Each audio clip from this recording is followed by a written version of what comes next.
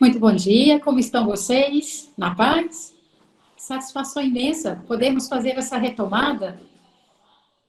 Eu, sinceramente, estava ansiosa por poder ter esse contato mais verbalizado, haja vista que, por mais que estejamos insistindo nas postagens, mas fica um discurso mais monólogo e é bem mais enriquecedor podermos fazer essa interação e, ao mesmo tempo, essa troca de experiência, essa ensinagem, o ensino e a aprendizagem, porque o professor aprende quando ele também ensina. Então, fico aqui trazendo para vocês minha saudação, minha palavra de esperança, de fé e força, de segurança de que nós estamos juntos, nem nós, professores, nem a coordenação da faculdade, nem vocês estão sós. Nós estamos aqui numa unidade, nos empenhando para que esse momento seja efetivamente um instante muito enriquecedor, em que novas habilidades, as tecnologias e, ao mesmo tempo, na realidade, as metodologias ativas possam contribuir para o crescimento intelectual, jurídico, pessoal e humano de nós todos, hein? E, ao mesmo tempo, daqueles a quem nós estamos servindo e vocês também servirão enquanto agentes do direito. Sejam muito bem-vindos. Uma segunda-feira maravilhosa para vocês e que a pandemia seja, sim, um desafio que nos angustia e nos preocupa, mas que, na verdade, também possa estar, de alguma forma, nos inspirando para construirmos aqui um direito que seja efetivamente capaz de ir muito para além das soluções que a lei fria, né, apenas técnica, né, no caso, às vezes, de alguma maneira, se propunha a resolver. Hoje nós temos, para todo efeito, um dilema posto e o nosso direito, ele vai se habilitar e já está se habilitando a fazer superações jamais vistas no coração da humanidade, para que a justiça, para que o bom direito, para que efetivamente aí o respeito e a dignidade possam superar no coração, né, no caso da nossa civilização. E muito feliz por poder estar tendo esse contato com vocês, gostaria de estar reiterando até para demonstrar realmente a minha felicidade, a minha alegria, e dizer, no caso, que se eventualmente das aulas que foram postadas, alguém tiver eventualmente qualquer tipo de dúvida, alguma colocação para fazer, algum enriquecimento, por favor, é só passar para a Thalita, e a Thalita, que tem sido generosa, pontual conosco, e ao mesmo tempo aí tem prestado um excelente serviço, um excelente trabalho, né, com a sua disposição, ela estará nos passando para que nós possamos estar encaminhando resposta, certo? Se alguém não conseguiu, no caso, consultar as aulas anteriores, eu solicito, por gentileza, que o faça para que nós possamos caminhar juntos. Hoje, a nossa proposta é que nós possamos continuar agora com o direito das famílias, certo? Então, a proposta é que nós possamos, de alguma maneira, caminhar a partir de hoje com o direito das famílias. Nós temos aí um calendário que ficou um calendário mais especial, ficou um calendário mais enxuto, tá? Então, nós estaremos trabalhando direito de família, estaremos trabalhando direito das sucessões e estaremos trabalhando o direito das coisas por meio de uma atividade extra que nós estaremos elaborando, tá certo? Muito bem. Na semana passada, nós tivemos possibilidade de trabalhar um pouco do direito de família dentro da questão do Covid-19. Né? Estamos aí convivendo com a pandemia, não dá para fazermos de conta que esse não é um problema que nos atinge, não dá para fazermos, né, no caso, então, de certa forma, aí, condutas de indiferença para impacto de todas as matérias, né, no caso, tangenciam no campo do direito de família. Por isso, vocês fizeram na aula passada, tá, algumas atividades acerca exatamente aí da contextualização da pandemia, do Covid-19, dentro do direito de família. Nós podemos perceber que o direito de família vem sofrendo e vem passando por transformações e adequações no que diz respeito a esse novo momento experienciado. Vocês perceberam, por exemplo, no que diz respeito aí a direito de visita, a uma alteração que é colocada no que diz respeito ao direito do filho e ao direito do pai, ao direito da mãe, né? Desse período de convivência precisou ser concatenado. Os tribunais estão compreendendo que eles precisam ser flexibilizados, considerando aí o momento do isolamento social. Esse momento do isolamento social precisa ser respeitado. Esse momento do isolamento social precisa, com certeza, de alguma maneira aí, ser considerado. E aí, o direito inspirado, né, na humanização da justiça atribuiu, né, aos casais, aos pais, aos genitores, ali uma sugestão e, ao mesmo tempo, para todo efeito, a possibilidade de que, por meio de uma mediação, tá, seja uma mediação oficial através de advogados, através também dos próprios mediadores, conforme nós já vimos, não necessariamente precisa ser advogados, eles encontrarem uma forma da criança, no primeiro momento, estar um período com a mãe e um período com o pai, mas de tal sorte que não haja, né, aquele trânsito, né, no caso, comumente estabelecido dentro da normalidade que havia sido acordado preteritamente. De tal sorte, no caso, que se evite que a criança esteja até sendo mesmo um portador, né, enfim, do coronavírus, por onde ele passa, considerando, no caso, que em geral são assintomáticos. Então, quando as pessoas nos procuram para discutir direito de visita ou período de convivência, dentro desse contexto da pandemia, nós, de alguma forma, estamos sempre buscando trabalhar a mediação para que haja realmente uma restrição desse período de convivência, na verdade, uma adequação. Essa restrição não em prejuízo da criança, não em prejuízo do pai, não em prejuízo da mãe, mas, na realidade, de tal sorte que nós possamos, por exemplo, se é período de férias, essas férias poderem ser compensadas posteriormente, certo? Essas férias serem postergadas. Então, no futuro, quando elas puderem ser, de alguma forma, gozadas, sem que, eventualmente, no caso, existam os riscos estabelecidos em razão desse momento, então, esse pai ou essa mãe terá uma compensação com mais dias do que, no primeiro momento, ele teria, tá certo? É importante salientarmos também o que diz respeito ao vade-mecum do Covid-19 que nós encaminhamos na semana passada. Nesse encaminhamento que nós fizemos para vocês, perceberão que existem comandos ali também demonstrando que quando a pensão é atrasada, hoje, em direito de família, não é simplesmente agora meramente executar.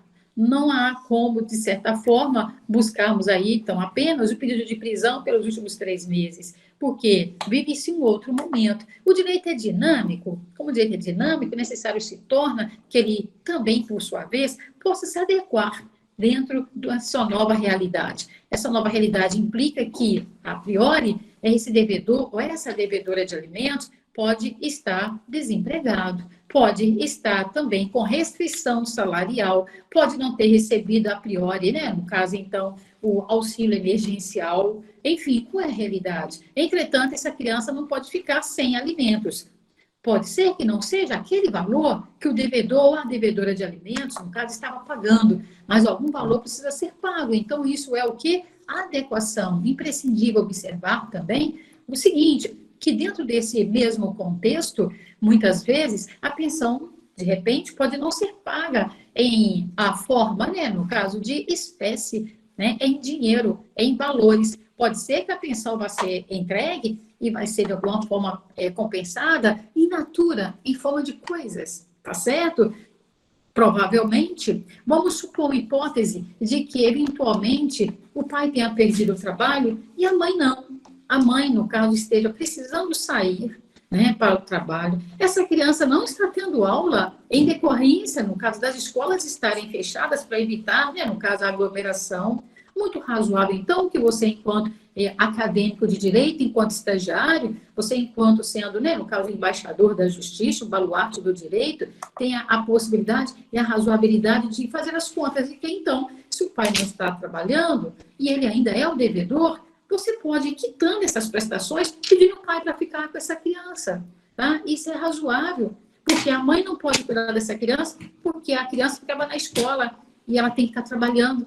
Então, não tem aula, a mãe está trabalhando e o pai está desempregado. Por que nós teremos pressa, né, de estarmos colocando pessoas nas prisões em um momento, no caso, em que nas penitenciárias, infelizmente, o Covid-19 tem sido avassalador, né? Então, vamos criar outras possibilidades. Na pior das hipóteses, uma vez comprovado que efetivamente existe ali realmente uma negligência e que, mesmo que seja proposto para esse pai trabalhar, no caso, alternativamente, o que se refere aqui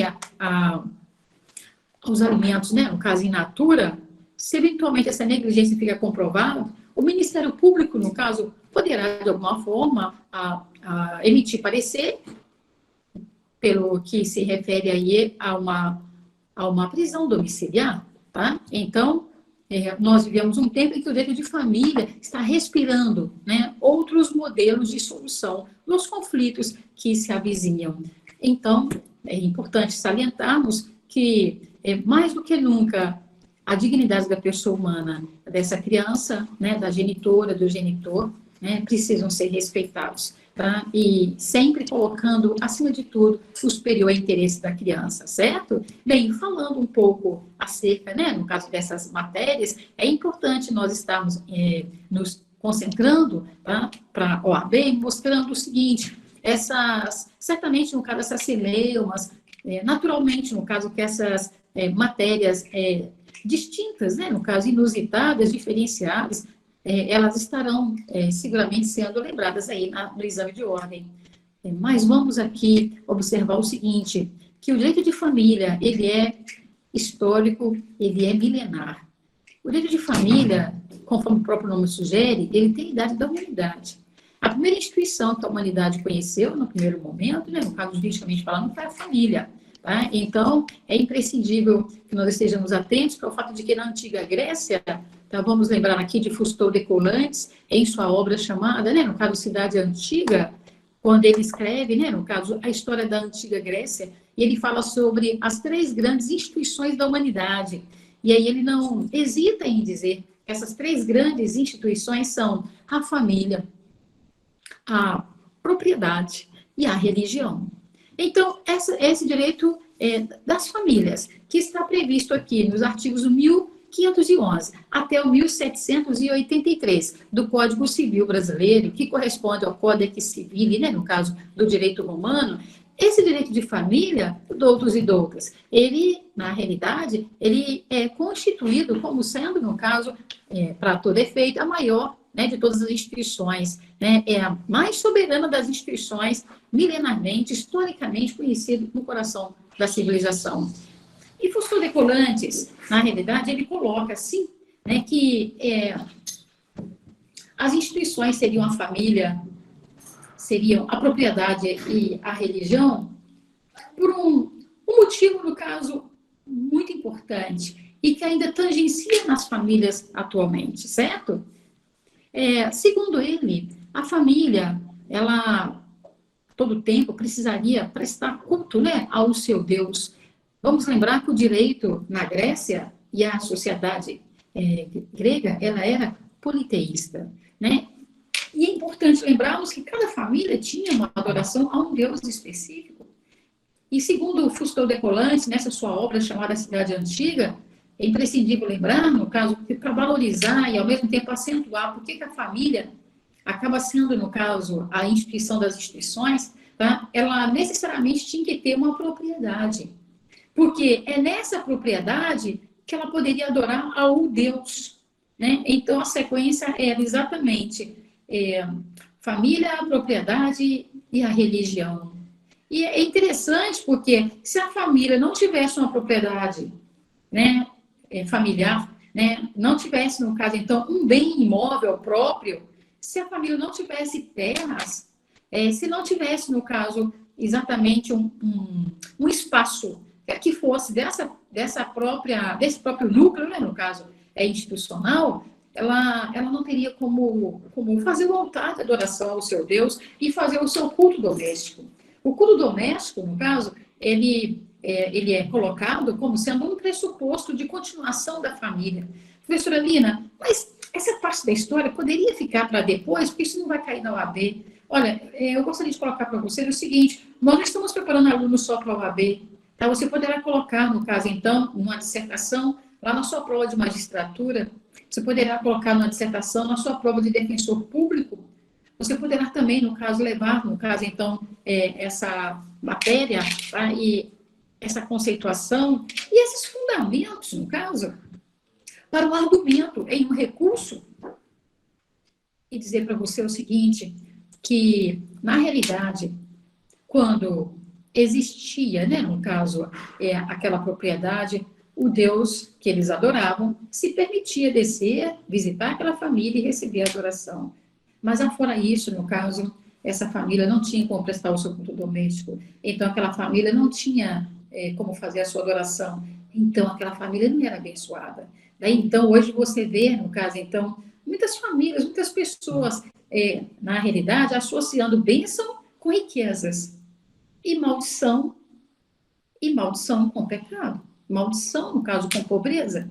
Então, se a pessoa é pobre, se a pessoa é desprovida financeiramente, ela é amaldiçoada.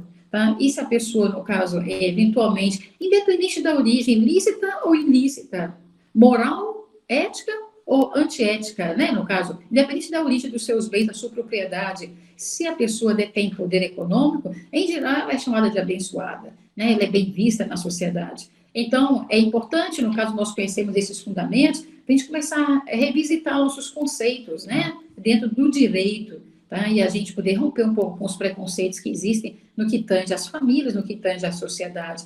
E dentro desse contexto, é imprescindível que estejamos atentos para o fato de que o direito de família, portanto, ele traz consigo princípios.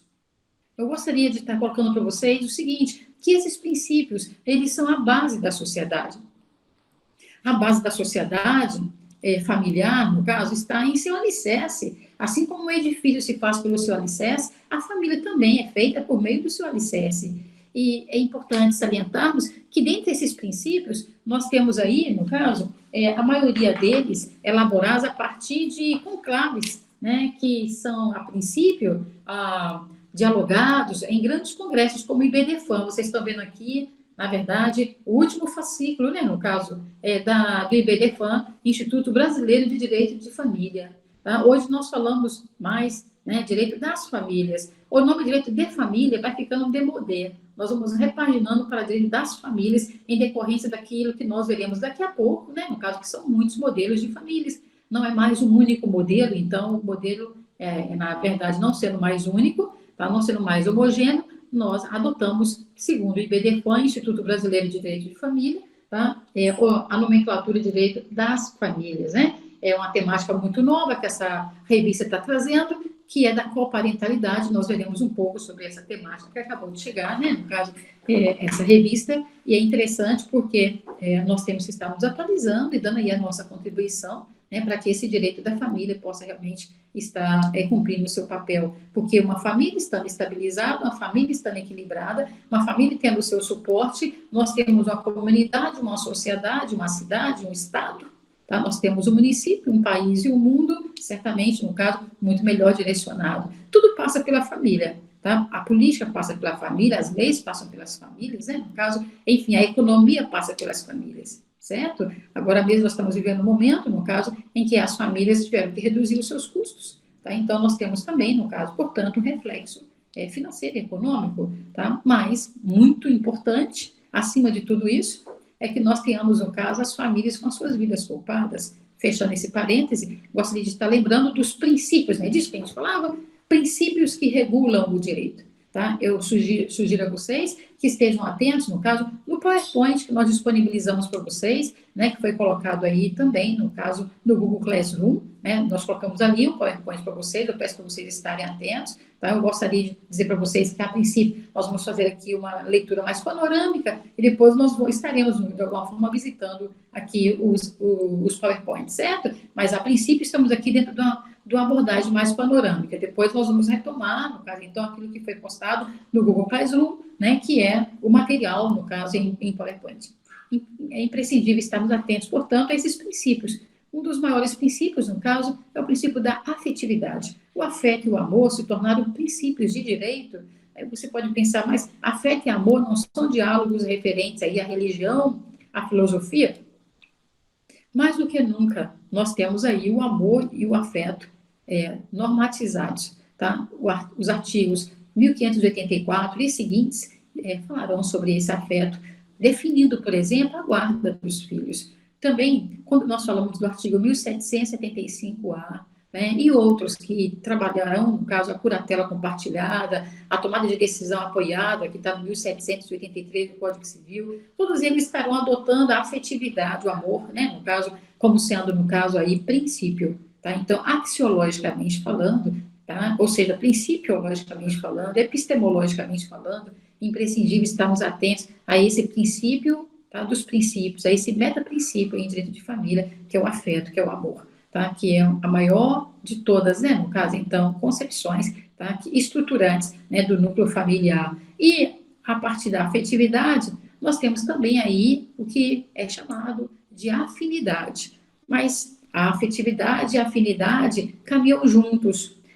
Inclusive, é importante lembrarmos que nesses artigos aqui mencionados, vai falar de afetividade, vai falar de afinidade, tá? Porque muitas vezes as pessoas, às vezes, têm afeto, tem apreço, tem amor por alguém. Isso não quer dizer que tenha afinidade, mas há pessoas com quem aquela criança tem afetividade, tem amor e tem mais afinidade, deseja mais, né? No caso, então, uma convivência. Por quê? Porque tem mais identidade, tá? Se identifica melhor, no caso, então, dentro do seu contexto e da sua rotina diária. Seja em decorrência, no caso, da forma de tratar, seja no que se refere, no caso, à equivalência de personalidades, seja no que se refere também, às vezes, no caso de maior presença na vida dessa criança, ou na vida do idoso, quando nós falamos da tomada de decisão apoiada, ou da pessoa com deficiência, algum tipo de dificuldade física ou mental, que é o caso da curatela, tá? Então, às vezes nós temos afetos e amor pelas pessoas, não quer dizer que você tenha exatamente mais afinidade com aquela pessoa.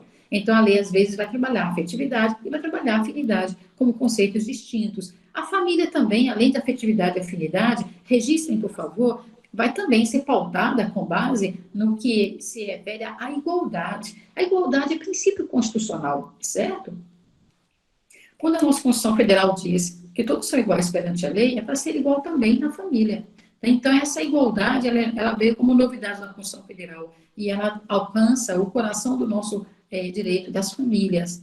E, inclusive, já desde o início, né, no caso, artigos 1511 e seguintes, tá, sobretudo 1511, tá, vai, de alguma forma, estabelecer que o casamento estabelece comunhão plena de vida, com base na igualdade de direitos e deveres dos cônjuges. Artigo 1511. Então, a igualdade de direitos e igualdade de deveres. Isso porque, num tempo muito próximo, né, no caso, num passado bastante, né, no caso, então, recente, tá, não era essa a realidade. Por isso, nós ainda temos a necessidade da Lei Maria da Penha, né, da Lei 11.340, de 2006, porque o preço dessa igualdade tem sido todos os dias muito caros, né, no caso, então, para o gênero, né, no caso, mulher.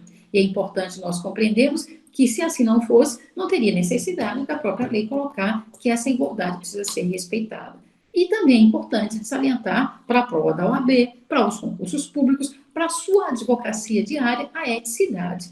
Como falar de eticidade, né, no caso, em meio aqui, né, no caso, à família? Porque, às vezes, você fala de eticidade, conforme está lá nos artigos 421 e 422 do Código Civil, no que se refere a contratos, né? São princípios que regem o contrato, tanto na celebração, quanto no desenvolvimento, quanto na sua conclusão. Aí vai falar de boa-fé, vai dizer, no caso, então, da eticidade, né, função social, etc. Mas aqui também na família entra a eticidade. A ética, ou seja, fazer ao outro aquilo que quereis que vos façam. A lei áurea. Não há família se o princípio da ética não for, a princípio, no caso, então, a priori, né, no caso, observado de maneira muito genuína. A eticidade, um dos exemplos que nós podemos estar colocando agora, por exemplo, tá? Vamos aqui a pontuar, quando existe um cenário, né, no caso de desempregos, a eticidade pede paciência, seja ela, seja ele que tenham perdido o emprego. Então, às vezes, a insegurança, o medo por si só, ou mesmo, de alguma forma, a ausência da ética, faz com que, no momento em que existe o desemprego, isso possa justificar um divórcio, por exemplo, ou a dissolução de não estável. E aí nós temos que lembrar que a ética determina fazer aos outros aquilo que quereis que vos façam. O divórcio e a dissolução de não estável são, e precisam ser considerados, no caso, então, remédios para aquilo que é intransponível. Né? Então, a ética, ela é imprescindível dentro do contexto aí familiar. Sem o preceito ético, uma família, ela não se sustenta. É bacana que nós estejamos atentos, no sentido de que a ética, ela é uma via de mão dupla, não é isso? Tá? Na realidade, existe a todo tempo a necessidade de nós estarmos, de alguma forma, nos reportando a preceitos éticos que constituem, inclusive, o catálogo deontológico de um casamento, o catálogo deontológico de uma união estável, certo? Onde está esse catálogo deontológico? Já que nós falamos de eticidade, nós sabemos que ética é deontologia, certo? Ética é deontologia. Então, se nós estamos falando da ética, da deontologia, nós temos aí um catálogo, que é o 1566. Vamos lá? Artigo 1566 do Código Civil Brasileiro vai trazer quais são os deveres de ambos os cônjuges. E o 1566, ele é taxativo, né, em fazer com que nós estejamos aí, de alguma forma, pautando pela ética dentro de conceitos que não seriam necessários, nem de longe, serem reiterados, né, no caso pela lei, porque nos soam bastante óbvios, né? E aí nós temos, são deveres de ambos os cônjuges, fidelidade recíproca, vida em comum no domicílio conjugal, mútua assistência, sustento, guarda e educação dos filhos, respeito e consideração mútuos. Imagina que precisou de uma lei dizer que um casal, um dia freneticamente apaixonados, um dia loucamente perdidos, né, de amor um pelo outro, de repente, precisa da lei dizer, mas quando tudo estiver dando errado, não se esqueça. Mas quando parecer, né, no caso, enfim, que o horizonte sombrio, né, está se avizinhando e que a tempestade não passa, e que o coronavírus desmontou, né, no caso dos nossos sonhos, deixa eu te falar, olha, é nesse momento que a deontologia do casal, a deontologia familiar, a eticidade precisa certamente ser invocada. E a própria lei vai dizer assistência mútua, respeito mútuos, consideração mútuos, fidelidade recíproca, sustento, guarda, educação dos filhos, e ao mesmo tempo, né, no caso, a lei vai colocar aqui, né, de domicílio comum, certo? Então, a eticidade, eu tenho um catálogo no 1566, apontem, por favor. A dignidade. A dignidade também é princípio do direito familiar, certo? A dignidade também é princípio do direito de família.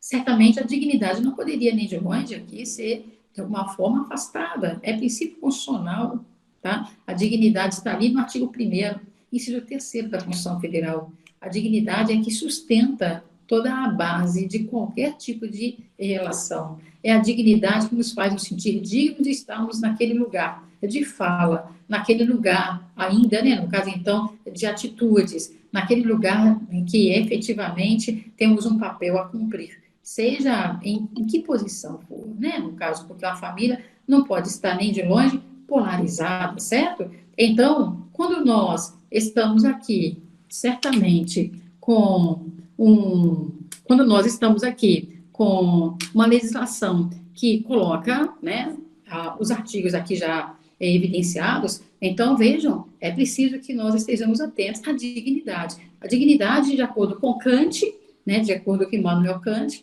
é a virtude, né, que faz com que nós possamos, enquanto seres humanos, né, no caso, termos um fim em nós mesmos e não para os outros. Tá? E a dignidade é tudo aquilo que não tem preço, o dinheiro não pode pagar, tudo aquilo que está acima do valor material. A dignidade é aquilo que faz com que nós nos sintamos honrados, né? Estejamos a todo tempo aqui, de alguma forma, dispostos a fazermos com que a nossa humanidade e a humanidade do outro sejam suficientemente respeitados e que essa instituição, efetivamente, né, no caso, possa ser promovida, tá, a um lugar, no caso, a cada dia de maior felicidade, porque é nesse sentido, é para tanto que a família existe, Então, a dignidade, tudo aquilo que não tem preço. Não tem preço, como assim? Não tem preço material, porque o valor material não pode pagar. É um valor, né? No caso aqui, na realidade, é intraduzível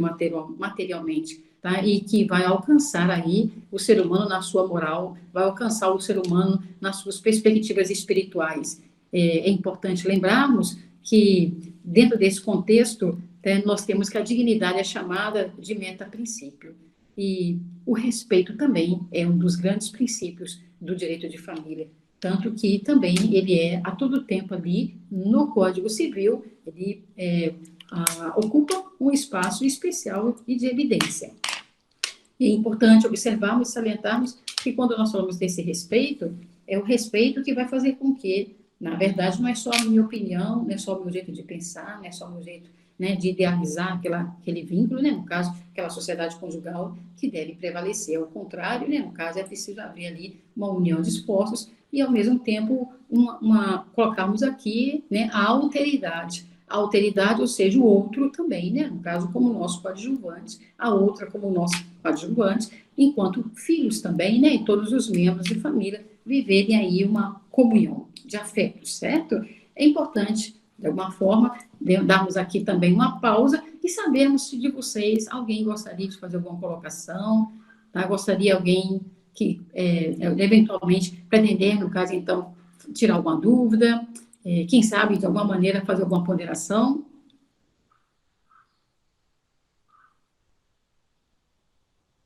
Você pode, no caso aí, ligar o seu áudio para que nós possamos ouvir a sua pergunta.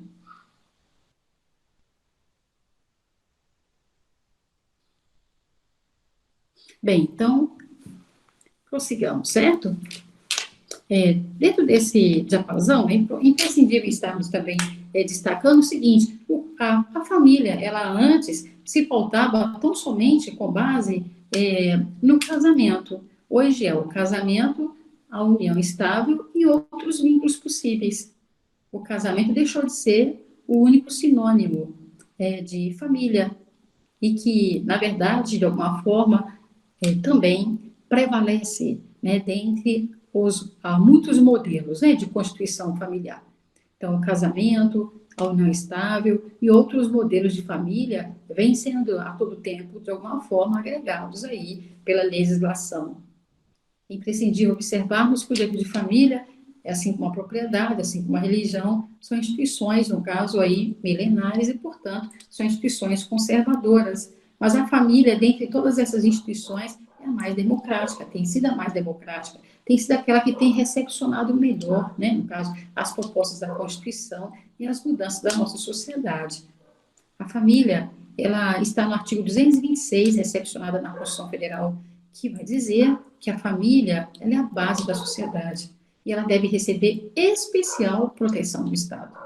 E aí, 226 todo vai tratar da família, vai falar sobre os direitos da criança e do adolescente, ali no 227, tá? Vai falar também dos direitos da pessoa idosa, do 229, 230, vai também defender, né, no caso, a juventude, tanto que depois foi criado o Estatuto da Juventude, o Estatuto da Criança e do Adolescente, o Estatuto do Idoso. Veja, é interessante, né, no caso, porque vieram microsistemas de leis a partir do artigo 226, que protegeu a família aí na nossa Constituição Federal.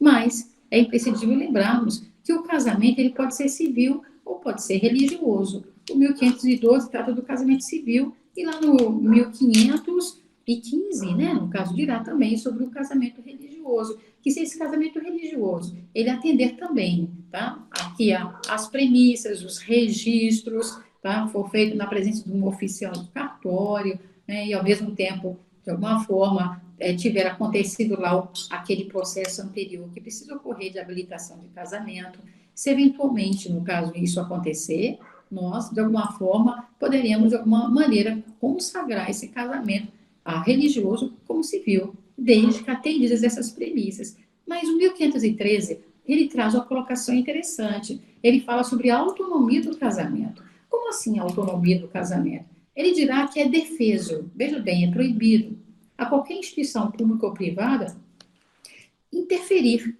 tá, no casamento, interferir na família, O 1513, ele vai trazer, portanto, aqui essa blindagem da família. Essa blindagem, um dia, ela foi considerada absoluta. Hoje, não mais. Não é mais considerada como absoluta essa blindagem. Por quê? Exemplo, a Lei Maria da Penha é um exemplo, né, de que, na verdade, é limitada, né?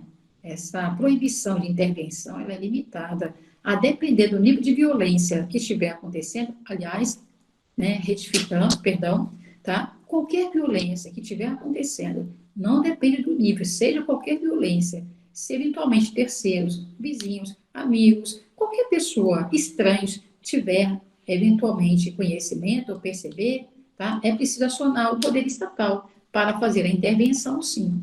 E é importante salientarmos que essa intervenção, ela pode ser feita também, no caso, não só pelo Estado, mas pelas pessoas próximas também, no sentido, né, de estar aplacando, né, os sinais de violência, os sinais de morte, né, que muitas vezes visitam as famílias, né. Assim, nós sabemos que onde existe o amor, um dia pode existir também o pavor, tá? Assim, às vezes existe um palco de horror na família, e aquela família se acerta, aquilo ali, na verdade, se torna um cenário, né, no caso de amores e paixões, tá? Mas cada caso é um caso, é necessário que nós tenhamos atenção com esse 1513. Antigamente existia aquele brocardo, né, que, na verdade, já não prevalece mais, que em briga de marido e mulher, ninguém mete a colher. Por isso que foram centenas de milhares e milhões de mulheres que, infelizmente, né, no caso, foram sepultadas e ficaram transformadas em meras estatísticas. Então, é importante que essa intervenção aconteça, porque nem sempre a pessoa mesmo que está sendo violentada tem forças, tem condição, né, de fazer, no caso, então, essa intervenção. E não é só a mulher, às vezes é uma criança, às vezes é um idoso, às vezes é um adolescente, às vezes é o próprio homem também, no caso, que está sofrendo algum tipo de violência. Então, é imprescindível que haja, portanto, ali a intervenção. Bem, apenas para que a gente se localize, certa feita eu recebi no escritório uma pessoa, no caso, que estava muito angustiada. E ela dizia para mim: a senhora tem que fazer o divórcio do meu filho. E a todo tempo, quando ela dizia isso, na minha cabeça, eu calculava que o filho dela estava nos Estados Unidos, ou Portugal, ou, enfim, né, no caso, na Inglaterra.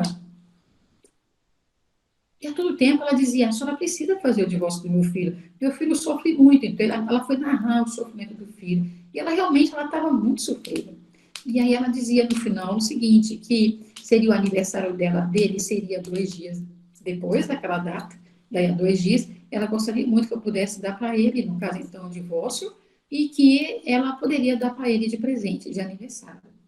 Então, aquela mulher tinha, no caso, no coração, uma angústia muito grande, né? No caso, contra a sua nora. E aí ela foi me contar, no caso, então, que a nora dela era uma pessoa muito boa, mas que, de repente, a nora dela foi fazer um curso de Direito em uma certa faculdade, e agora ela só vivia estudando, né? E lia muito, e estudava muito, e tinha um tal do estágio, né? E tinha um tal, no caso, então, de estar que resolver também questões de ordem aí, né? No caso, então, de pesquisa, enfim, de TCCs, de monografias, e que essa nora não cuidava do filho dela. O café da manhã era na casa dela, os dois iam tomar café na casa dela, tá? Com o almoço era também, a janta era também, e que ela queria uma esposa para o filho dela que cuidasse dela. Então, assim, vocês imaginem, aquela senhora estava deverasmente sofrida, mas vocês acham que ela teria condição e tinha o direito de estar propondo um processo de divórcio do próprio filho? Vocês imaginam que ela seria parte legítima? Haveria ali o pressuposto da legitimate ad causa, né? No caso, assim chamado como pressuposto, né? No caso, para que a ação se conduzisse? Olha, no conduzir da conversa, da consulta, quando eu perguntei o endereço, onde é que ele se encontrava, ela falou que ele morava em Valadares mesmo. E que eu deveria fazer tudo sem ele saber, que seria uma grande surpresa para ele, que ela gostaria de fazer isso. Eu sempre me recordo dessa história, assim, tá diferente, né, quando eu leio esse artigo, porque, na realidade, às vezes as pessoas querem contribuir e não sabem como. Então, eu sugeri para ela, olha, já indicou para o casal terapias, né, para buscar uma ajuda, né, com psicólogos de casais, com terapias de casais, tá, ou com o padre, ou com o pastor, com alguém, né, no caso, E ela falou que não tinha pensado sobre aquilo e não tinha desejo de fazer essa sugestão, porque ela não tinha simpatia, no caso, com aquela pessoa que estava com o seu filho, tá? E aí eu precisei, no caso, então, educada, gentil e cortesmente, para ler para ela o artigo 1513, porque aí seria uma intervenção, que seria intervenção, nesse caso, lamentavelmente, né, no caso, descabida. Tá? Não era o caso de violência, não era o caso de agressão, certo? Mas, enfim, tá? Posteriormente, nós tivemos a oportunidade de, através de uma mediação, perceber que esse casal se acertou, graças a Deus, né? E, enfim, tá? Na verdade, construir uma grande história, né? Enquanto os jovens aí potencialmente capazes, né? No caso de escrever um destino, né? Muito melhor do que aquilo que estava aparecendo anteriormente, né? No caso, uma boa conversa, muitas vezes, no caso, contribuir para repaginar o horizonte. Então, na verdade, aquela sogra, tá? Ela não poderia fazer aquela intervenção. Eu sei que ela estava magoada, né? No caso, aquela nora devia ter algumas dívidas com essa sogra, e certamente, no caso, depois, posteriormente, se acertaram. É importante lembrar, portanto, vejam, nós colocamos, no caso, preceitos históricos, né? Colocamos os princípios, também aqui, no caso, os tipos de casamento civil e religioso, também que não pode haver intervenção, e vamos falar sobre os modelos de família? Vamos dar aqui uma pausinha, no caso, então, de 2 minutinhos. Vocês tomaram água, descontraíram um pouco. E aí, enquanto isso, se vocês puderem, me mandem suas dúvidas, tá certo? Ok? Alguma dúvida que vocês tiverem, podem encaminhar. Vamos dar uma pausinha aqui de uns 2 minutinhos, 5 minutinhos. No máximo 5 minutos a gente retoma, tá?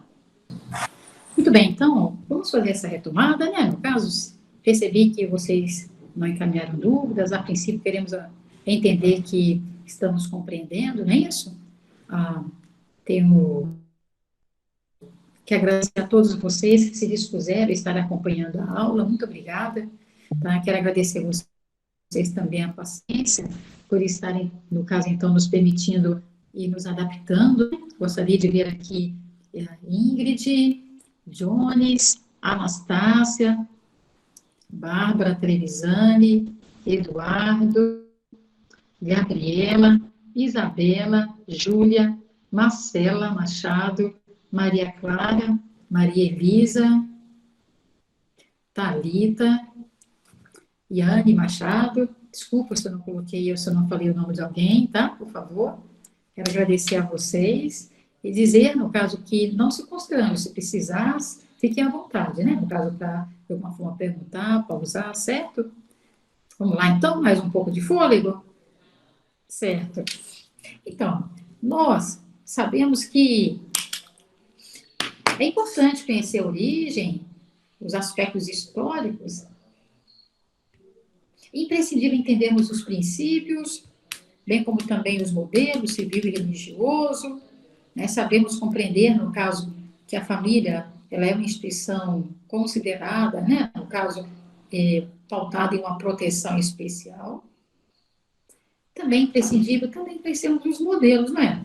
Quais são os modelos? Antes nós só sabíamos o modelo de família, que é aquele modelo, no caso tradicional, tá? O modelo pautado em um casamento.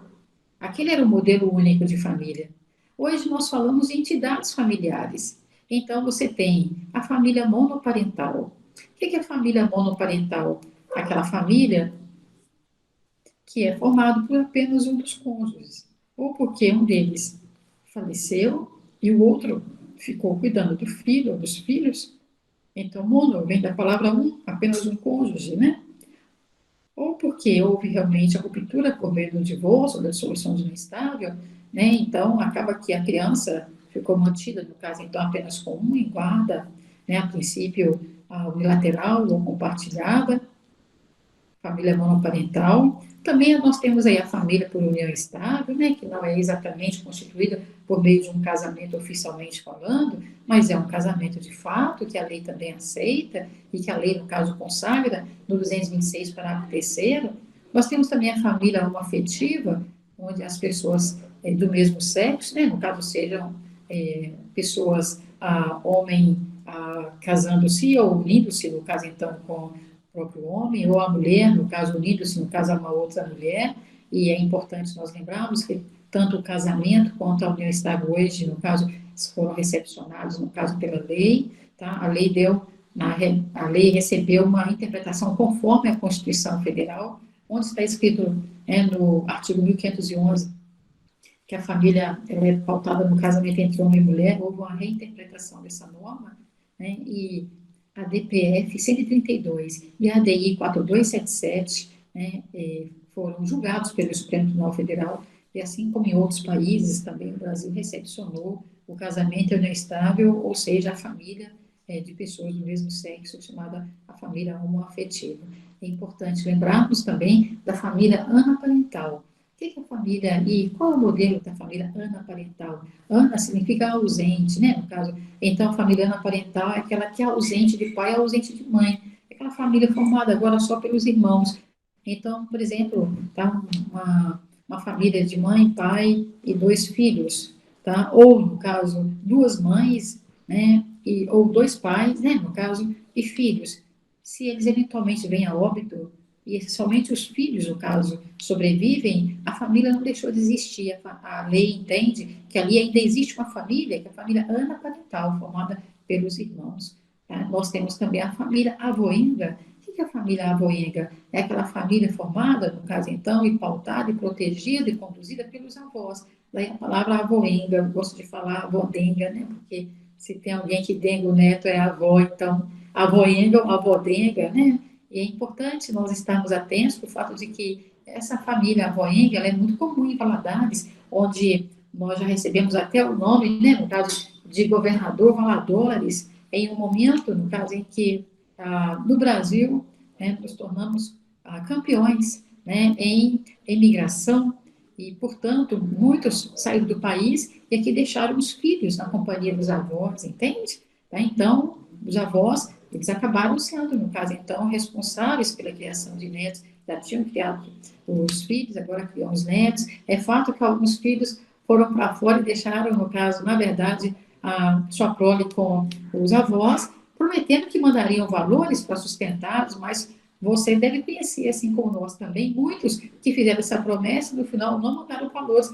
E a aposentadoria daquele avô e daquela avó é que acabou sendo a provisão, né, no caso do próprio neto, em prejuízo deles mesmos. Né? Mas, enfim, tá? É importante nós salientarmos que não sem motivo a lei mudou. Não sem motivo a lei mudou. Então, igual esse avô tem a família avoenga, né, no caso, traz deveres para os avós, mas também traz direitos. É imprescindível nós estarmos atentos para o que diz respeito, então, à nossa lei. A nossa lei, ela permitirá hoje, no artigo 1589, parágrafo único, artigo 1589, parágrafo único, vai permitir a visita, direito de visita aos avós. Direito de visita aos avós. Então, veja, a família avoenga, ela, na realidade, é constituída pelos avós e netos, que ficam sob os cuidados dos avós. Esses avós têm o dever, mas também têm direitos. Então, posteriormente, quando os pais retornam, tá, independentemente desses pais continuarem juntos ou não, é ressalvado para esses avós, em qualquer situação, tá, o direito de visita. E o parágrafo único diz, do 1589, o direito de visita estende-se a qualquer dos avós, a critério do juiz, observados os interesses da criança e do adolescente. É muito comum, nós sabemos, depois de um desentendimento entre o casal, para ele vingar dela, proíbe-se que os avós maternos convivam com o neto.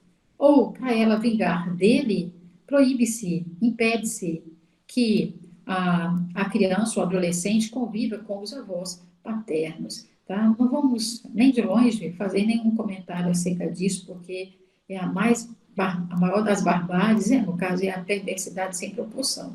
Porém, você está colocando que você como advogada, você como advogado, você como promotor de justiça, defensor, um professor, um magistrado, né, no caso, você tem todo o direito, né, no caso de estar de alguma forma fazendo cumprir a justiça e a dignidade a favor dessa avó e desse avô, nesse caso, reivindicando ou até mesmo, no caso, determinando o direito de visitação.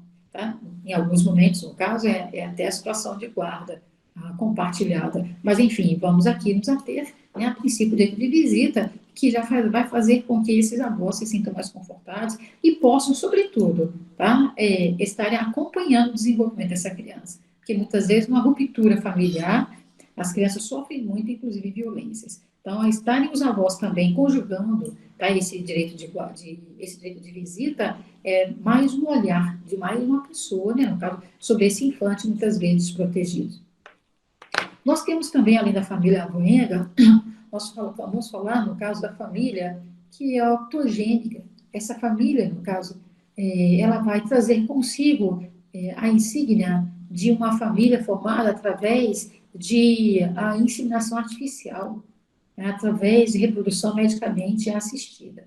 Tá? Essa família octogenética, né, no caso, ela vai, de alguma forma, ter o mesmo respeito e vai ser acolhida igualmente, né, no caso, pelo Poder Judiciário.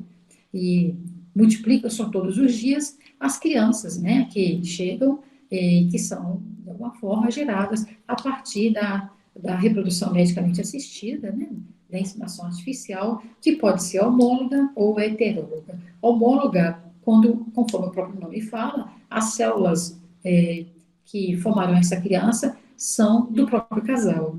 E heteróloga, quando, na verdade, é necessário invocar a célula de uma terceira pessoa, para que essa mãe seja fecundada.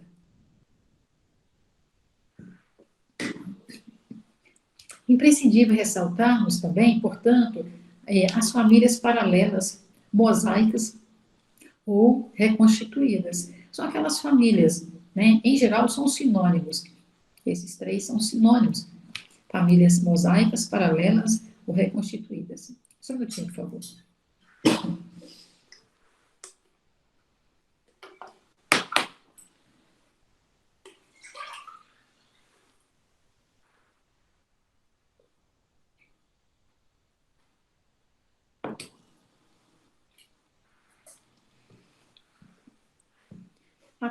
A todo tempo, aumenta a quantidade de famílias em que duas pessoas já divorciadas ou com rupturas de união estável acabam se unindo, formando uma terceira família. Às vezes ele tem filhos da primeira união, às vezes ela tem filhos da primeira união, e ambos também terão filhos. Né? Então, fala-se de famílias com nome de mosaico, ou seja, famílias, no caso, com uma fotografia diferenciada, né?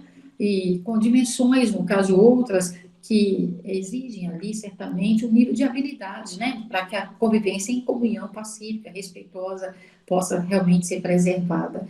É imprescindível observarmos que, dentro desse contexto, é importante o diálogo, é muito importante a comunicação, é muito importante, né? No caso aqui, o respeito a todos essas pessoas oriundas, né, no caso desses núcleos, né, são 3 núcleos que ali se fundem, possam efetivamente estarem numa troca de experiência, né, no caso, realmente cultivarem entre si uma relação saudável e, ao mesmo tempo, construtiva e afetiva. É importante nós entendermos que existe a família socioafetiva. A família socioafetiva, por exemplo, nesse momento, quando nós falamos da família paralela, né, no caso, famílias paralelas ou famílias mosaicas ou reconstituídas, muitas vezes, tá, esse enteado ou essa enteada acabam ocupando um lugar de filho no coração, né? No caso, então, seja do padrasto ou da madrasta, nomes que já vão ficando demodê ao longo do tempo, né? No caso, acaba que eles se tornam aí pais afetivos, socioafetivos. A paternidade e a maternidade socioafetiva, ela vem à baila, no caso, sempre. Existem situações também, no caso, que, de alguma forma, as pessoas são trazidas para o meio familiar, pessoas, no caso, então, a título de adoção, essa adoção não acontece, essa adoção não se materializa, mas essa adoção, socialmente falando, ela é declarada, ela é, de alguma forma, reconhecida. Então, existem pessoas que reconhecidamente são filhos e não têm nome de pais ou mães no registro, são chamadas famílias, ou, no caso, filiação socioafetiva. A socioafetividade é uma grande realidade nos tempos modernos, tá certo? Existem situações em que os pais reconhecem os filhos, por exemplo, doando para eles bens e escrituras de imóveis, veículos, valores, tá? Onde cujas escrituras até chama de filhos, porém, no caso, não colocou o nome, né, dele enquanto genitor, dela enquanto genitora, na certidão de nascimento. Aquela pessoa vem a óbito E aí, eu tenho até uma escritura onde meu pai me chama de filha, mas eu não tenho aqui, no caso, a minha certidão de nascimento. Então, é hora de fazer o quê? O reconhecimento da paternidade ou da maternidade socioafetiva. Vamos, no caso, então, também lembrar que, dentre as muitas famílias, é imprescindível observarmos aqui que tem a família chamada eudemônica. Gente, a família eudemônica, ela é porque ela vem de uma terminologia, né, no caso do latim. Eudemos, né, no caso, felicidade. É aquela família, no caso, que, independentemente dos conceitos, ou das críticas, ou dos preconceitos sociais, ou das discriminações, aquela família, no caso, ela está se pautando na busca e na saga incansável, né? No caso, então, da felicidade. Família eudemônica, tá? Ela tem esse perfil. E é importante você falar o seguinte, mas não entendi, porque toda família, o que ela busca não é a felicidade, é exatamente. Toda família, o que ela busca é a felicidade. Deveria ser a felicidade. Mas nós vimos ainda muitas famílias que não é. Na verdade, essa não é a sua meta. A sua meta, muitas vezes, acontece, no caso, é a patrimonialização. Há pessoas que se casam para unir feudos, né? E, então, essa família era muito mais comum antigamente. Mas hoje ainda se assiste muito isso, né? Onde a intenção é não deixar com que os impérios econômicos sejam partilhados. Tá? Então, na verdade, o interesse naquele casamento é meramente patrimonial, né? No caso, unicamente patrimonial. Então, hoje vive-se a teoria, algumas teorias que eu gostaria que vocês anotassem, a teoria da despatrimonialização do direito de família. Então, quando esse termo desse tamanho cair na sua prova, você vai dizer, é porque a família hoje, no caso, ela vem se despatrimonializando. De que sentido? Ela vem buscando, de alguma forma, mais afetividade, ela vem se estruturando mais na felicidade, ela vem buscando mais a dignidade, a igualdade, os valores, no caso, espiritualizados que a humanidade está tão em falta, né? A despatrimonialização do direito de família é tão presente que hoje, por exemplo, permite, numa questão do divórcio, que o divórcio seja decretado e a partilha fique para depois. É importante observarmos também a desbiologização do direito de família. Quando nós falamos aqui de família socioafetiva, a teoria da desbiologização se aplica, porque antes dava-se muito mais valor, unicamente, no caso, aqui, a biologização, ou seja, tinha que haver uma filiação, no caso, então, biológica. Hoje, a desbiologização do direito de família permite que esses novos modelos de família, nesse caso em particular, socioafetiva, né, no caso, ganhem espaço. Tá? Naturalmente, outras existem, nós estaremos, de alguma forma, conseguindo avançar, tá, no conteúdo na próxima aula, se Deus quiser. Entretanto, quando nós falamos que disponibilizamos os slides aí para vocês, né, no Google Class, nós gostaríamos de dizer que logo no início nós colocamos assim inovações. Mas vejam, nessas inovações nós teremos na realidade aí uma pauta onde o que nós pretendemos, na verdade, que a nossa intenção foi estabelecer alguns aspectos fundamentais, tá? Que mostram uma inclinação diferenciada do direito de família e que, na realidade, merece certamente estar aqui recebendo de todos nós uma atenção mais especial. Eu estou vendo aqui, por exemplo, no caso, acompanhem, por favor, né? No caso, nós temos a questão da igualdade sucessória entre cônjuge e companheiro. Antes, quando nós falávamos, no caso da legislação anterior, e até esse próprio Código Civil nosso, o nosso atual Código Civil, em direito de família, tem o artigo 1790. O artigo 1790, ele trata da sucessão, ele trata da herança a favor da mulher ou do homem, tá? Do companheiro ou companheira, em união estável. Veja, ele cuida da sucessão, porque a união estável, ela está no 1723 ao 1727, união estável, ali do Código Civil, 1723 a 1727. Mas quando eu trato da questão da sucessão, da herança, tá? Pós-mortem, então está no 1790.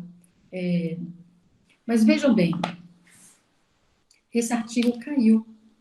Esse artigo, na realidade, perdeu o seu efeito. Porque não poderia ter um artigo para tratar de sucessão de quem é casado diferente daquele artigo, no caso, então, que cuidaria, no 1829, da sucessão de quem desculpa, né, no caso, 1790 de quem estava em união estável, e o 1829 de quem era casado, para repetir, para evitar qualquer tipo, no caso, então, de confusão.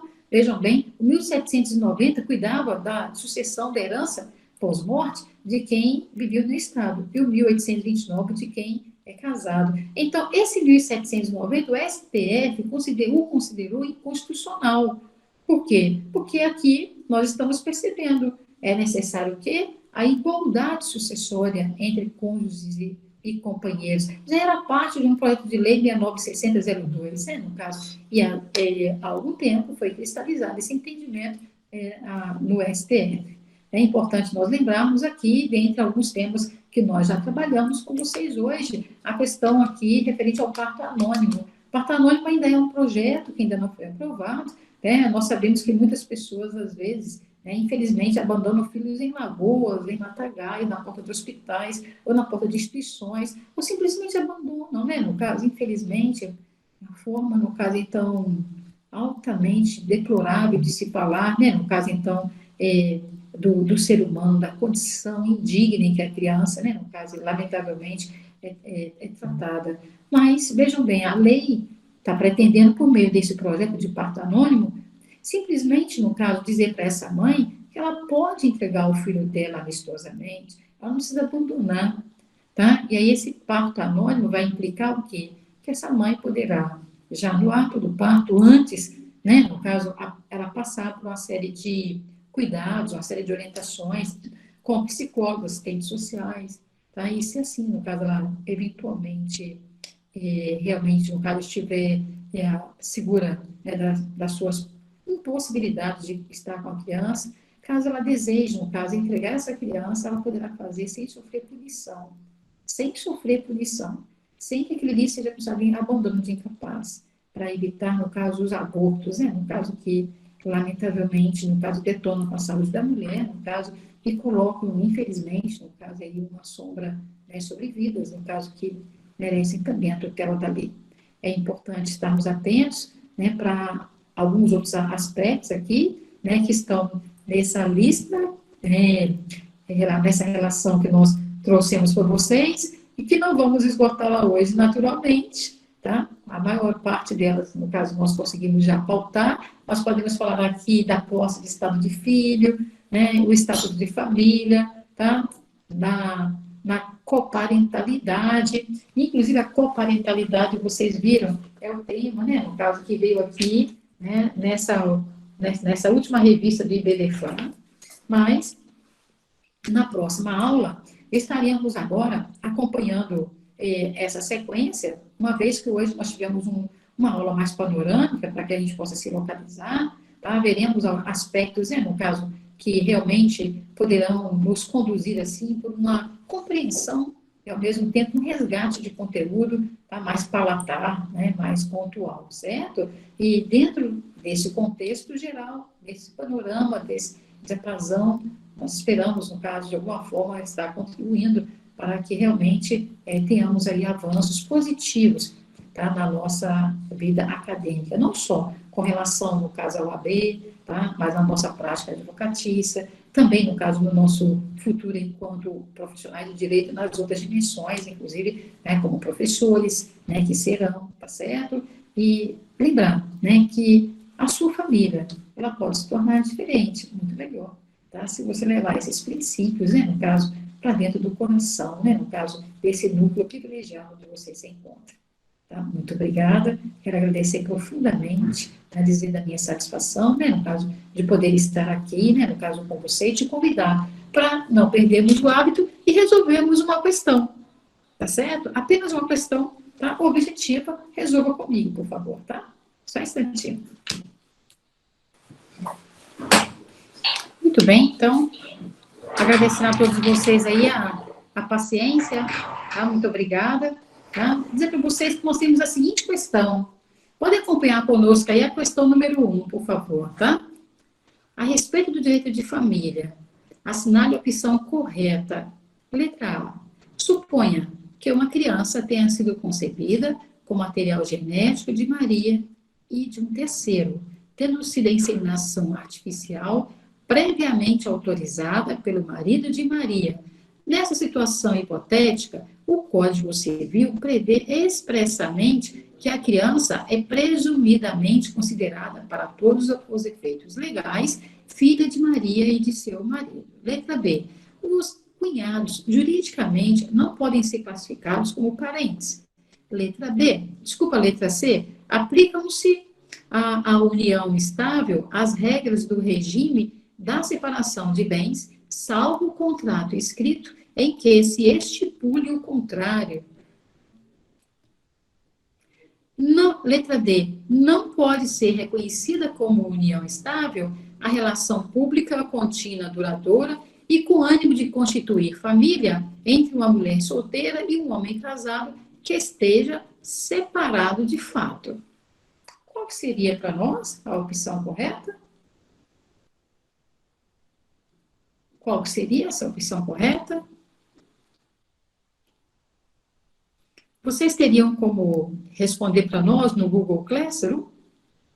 Mandar essa resposta para nós? Se anteciparem, por favor, teria essa possibilidade? Apenas dessa questão? Por favor? Seria a letra A? Seria a letra B? Seria a letra C? Letra D? Qual que seria e por que que não seria?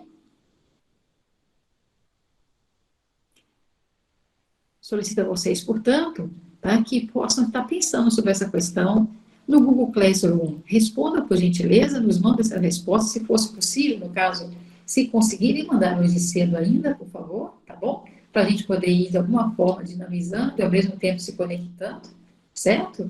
E, se Deus quiser, tá, estaremos prosseguindo com esse material de apoio e outros que nós estaremos enviando, tá certo? Estejam atentos aos materiais enviados antes, estão todos no portal da faculdade, tá? Eu tenho certeza que vocês terão muito a contribuir nos enviando as suas sugestões, tá? Muito obrigada. Deus abençoe.